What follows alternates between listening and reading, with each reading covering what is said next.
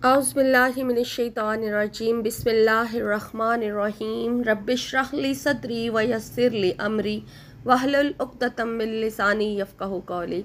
अस्सलामु अलैकुम वरहमतुल्लाहि वबरकातुहू। कभी दिल चाहता है कि ऐसा एक अमल मिल जाए जो ना सिर्फ दिल को सुकून दे बल्कि रिज़्क़ में बरकत हो और मुश्किल हाजात के लिए अल्लाह के दर पर दस्तक भी हो। तो आज मैं आपको सूरह मुज़म्मिल का एक ऐसा पावरफुल वजीफ़ा बताने जा रही हूँ जो आपके लिए कामयाबी और सुकून और कबूलियत दुआ का ज़रिया बन सकता है। यानी इस अमल को करके आप अपने रब की कुर्बत भी हासिल करेंगे, बरकत भी अल्लाह ताला की हासिल करेंगे और इसके बेशुमार फ़ायदे आपको मिलेंगे। सूरह मुज़म्मिल जो है नबी करीम सल्लल्लाहु अलैहि वसल्लम पर मक्का मुकरमा में नाजिल हुई थी और इसमें क़ियामुल लैल, तहज्जुद और ज़िक्र अल्लाह की ताकीद है। उलमा फरमाते हैं कि ये सूरह रिज़्क़ की कुशादगी, कर्ज़ की अदायगी, मुश्किलात के हल और दिल के सुकून के लिए बहुत मुजरिब है। वजीफ़े का तरीका मैं आपसे शेयर करने जा रही हूँ।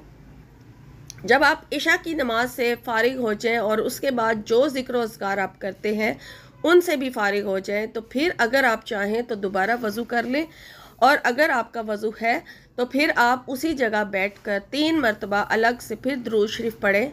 अब यहाँ आप नमाज वाला दुरूद शरीफ पढ़ेंगे, दुरूद इब्राहिमी, वो पढ़ लें और उसके बाद अपने मकसद की, अपनी हाजत की या जिस भी पर्पज़ के लिए आप ये वजीफ़ा कर रहे हैं उसकी नियत कर लें और उसके बाद फिर आपने 1 मरतबा सूरह मुज़म्मिल की तलावत करनी है। बिस्मिल्लाहिर्रहमानिर्रहीम पढ़ के आप पूरी सूरह को पढ़ लें।